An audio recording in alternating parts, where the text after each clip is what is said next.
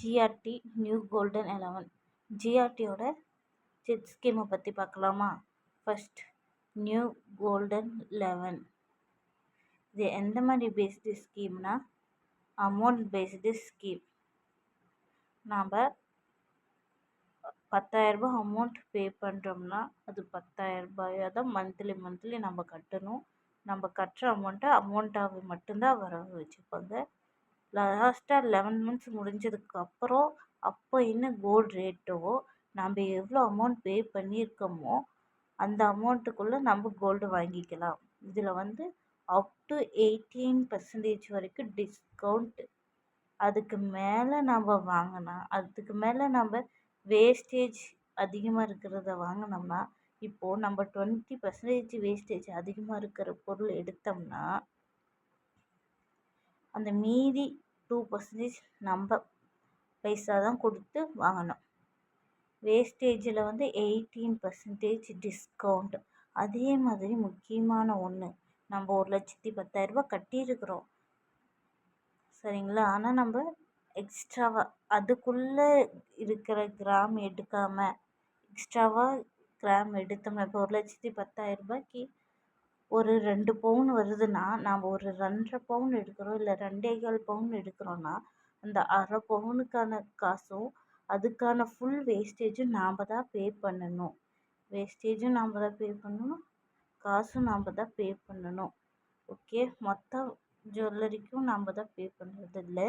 நம்ம எக்ஸ்ட்ராவாக ஒரு அரை பவுன் எடுத்திருக்கோம், இந்த அமௌண்ட்டுக்கு இல்லாமல் எக்ஸ்ட்ராவாக அரை பவுன் எடுத்திருக்கோன்னா அந்த அரை பவுனுக்கு full wastage making charge GST கட்டணும். இதில் நம்ம ஒரு 20% எக்ஸ்ட்ராவாக நம்ம வேஸ்டேஜ் உள்ள பொருள் எடுத்தாலும் 2% நாம் கட்டணும் சரிங்களா. இது தெளிவாக புரிஞ்சுக்கோங்க.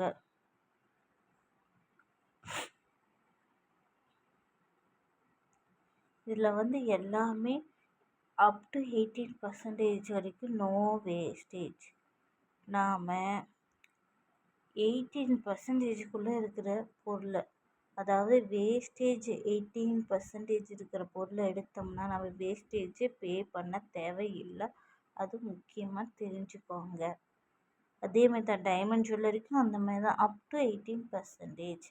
நம்ம 18%க்கு மேலே இருக்கிறதுல நாம் தான் எக்ஸ்ட்ரா பே பண்ணணும். நெக்ஸ்ட்டு முக்கியமான ஒன்று, நாம் அமௌண்ட்டை வாங்க முடியாது. செகண்டு, ரெசிப்ட் புக்கில் மந்த்லி வரவு வச்சுப்பாங்க. நம்ம கட்டுற அமௌண்ட்டை மாதத்துலேயே சேர்த்தி கட்டிக்கிறோம் அப்படின்னு கட்டக்கூடாது. நெக்ஸ்ட் மந்த் நாங்கள் சேர்த்தி கட்டிக்கிறோன்னு சொல்லக்கூடாது. கரெக்டாக 11 மந்த்ஸ்னால் ஃபஸ்ட் 2லேருந்து 11 மந்த்ஸ் வரைக்கும் நாம் தான் பே பண்ணணும். கரெக்டாக மந்த்லி தான் பே பண்ணணும். நம்ம கட்டுற மந்த்லி பேமெண்ட்டை இருக்கிற எந்த ஜிஆர்டி ஷோரூம்லேயும் போய் நம்ம வரவு வச்சுக்கலாம். அதே மாதிரி ஆன்லைன்லேயும் பே பண்ணிக்கலாம். நம்ம yes, you can purchase special items with wastage and making charge. இப்போ நம்ம இந்த மாதிரி ஜுவல்லரி எடுக்கலைன்னா ஆன்டிக்கோ இல்லை எத்னிக்கோ இல்லை vintage style jewellery puja items அந்த மாதிரி எடுத்தோம்னா நம்ம வேஸ்டேஜ் மேக்கிங் சார்ஜ் அதுக்கும் உண்டு, நாம் தான் கட்டணும். Can I buy gold coin? Yes, நம்ம இந்த ஸ்கீமில் கோல்டு காயினும் வாங்கிக்கலாம். கோல்டு வாட்சஸ் கிடைக்குமானா இல்லை, கோல்டு வாட்சஸ் கிடைக்காது. இந்த மந்த்லி பேமெண்ட் ஃபிக்ஸ்டு.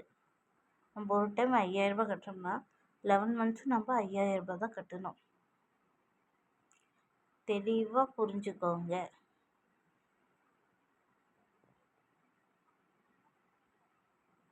ஓகே,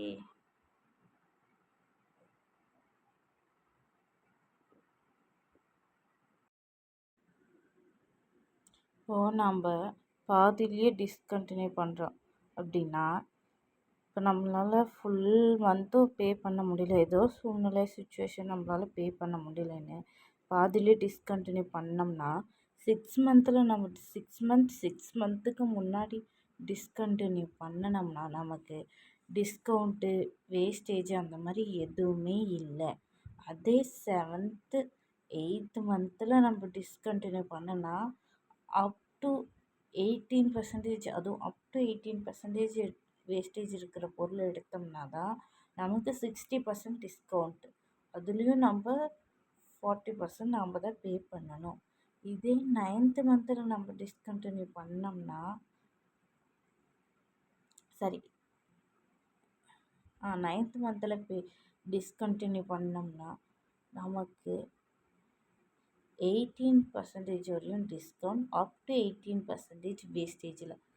புரிஞ்சுதா? அப் டு 18% வேஸ்டேஜில் தான் நமக்கு 18% வரைக்கும் டிஸ்கவுண்ட், மீதி 20 நாம் தான் பே பண்ணணும். ஓகே ஃப்ரெண்ட்ஸ், இப்போது ஜிஆர்டி ஸ்கீமை பற்றி தெளிவாக தெரிஞ்சிருக்கோம். நெக்ஸ்ட்டு ஸ்கீமை பற்றி நெக்ஸ்ட் வீடியோவில் சொல்கிறேன். ஓகே, பாய்.